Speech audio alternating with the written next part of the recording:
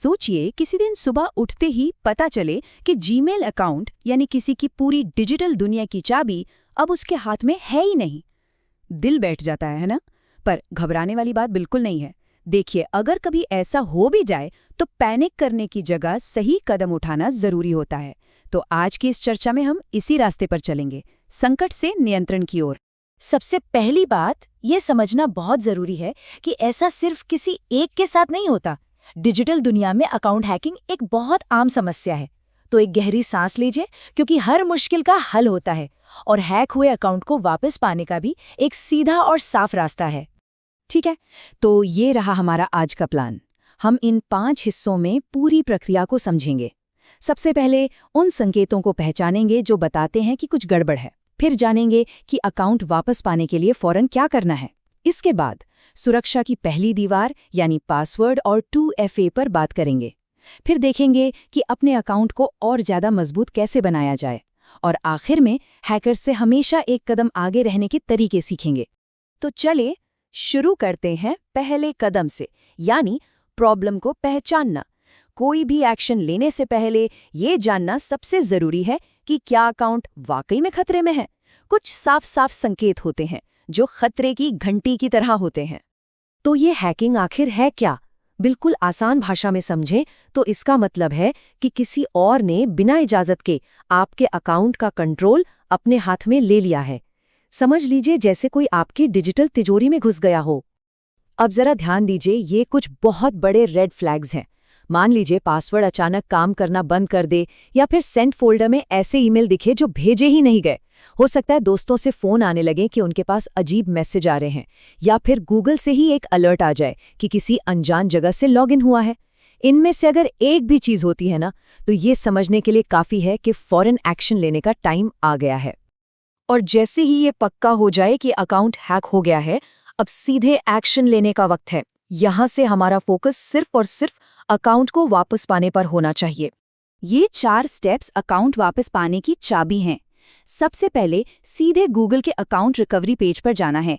वहां गूगल पहचान साबित करने के लिए कुछ सवाल पूछेगा। पहचान साबित होते ही एक नया और बहुत मजबूत पासवर्ड बनाना है।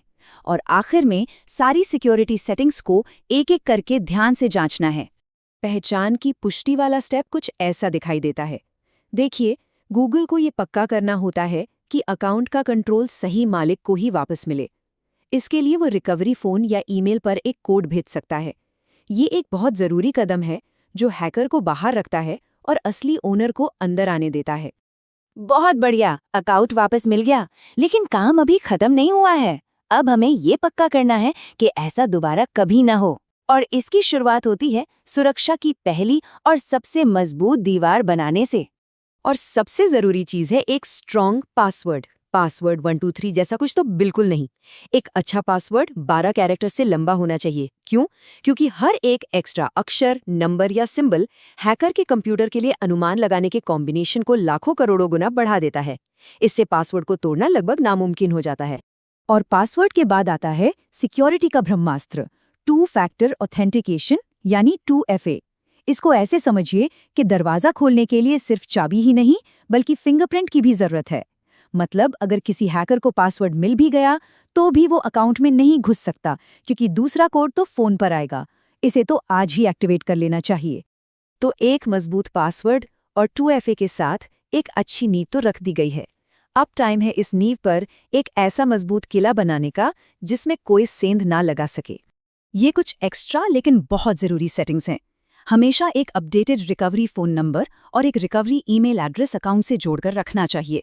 ये अकाउंट वापस पाने में बहुत मदद करता है। बीच बीच में अकाउंट की एक्टिविटी चेक करते रहना चाहिए कि कहीं कोई अनजान डिवाइस तो लॉगिन नहीं है।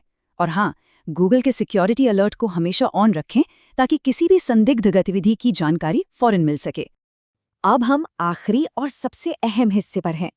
देखिए, सिक्योरिटी सिर्फ सेटिंग्स के बारे में नहीं है, ये हमारी आदतों के बारे में भी है। हैकर्स से बचने का सबसे अच्छा तरीका है उनसे एक कदम आगे सोचना। हैकर्स का सबसे आम हथियार है फिशिंग।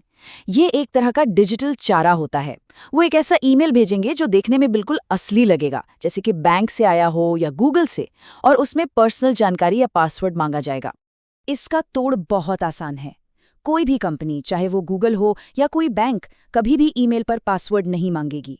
अगर किसी ईमेल में अर्जेंसी दिखाई जा रही है, जैसे आपका अकाउंट बंद हो जाएगा, तुरंत क्लिक करें, तो सावधान हो जाइए। हमेशा ईमेल भेजने वाले का एड्रेस ध्यान से देखिए। अक्सर उसमें कोई छोटी सी स्पेलिंग मिस्टेक होती है जो धोखे को पकड़वा देती है। और एक आखिरी बात, पब्लिक वाईफाई। किसी कैफे या एयरपोर्ट का फ्री वाईफाई इस्तेमाल करने में सुविधा तो है, लेकिन ये बिल्कुल सुरक्षित नहीं होता। इन नेटवर्क्स पर हैकर्स बहुत आसानी से डेटा पर नजर रख सकते हैं। इसलिए जब भी किसी जरूरी अकाउंट में लॉगिन करना हो, तो हमेशा अपने घर के सिक्योर नेटवर्क या मोबाइल डेटा का ही इस्तेमाल करना चाहिए। तो हमने पूरा प्रोसेस देखा कि अकाउंट हैक होने पर क्या करना है और भविष्य में इससे कैसे बचना है। जानकारी ही सबसे बड़ा बचाव है। तो अब सवाल ये उठता है कि इस जानकारी का इस्तेमाल कैसे होगा। आज ही अपनी डिजिटल सुरक्षा को मजबूत करने के लिए वो एक कदम कौन सा होगा जो उठाना चाहिए? क्या वो एक नया एकदम सॉलिड पासवर्ड बनाना होगा या फिर 2 फैक्टर ऑथेंटिकेशन को ऑन करना? इस पर सोचना बहुत जरूरी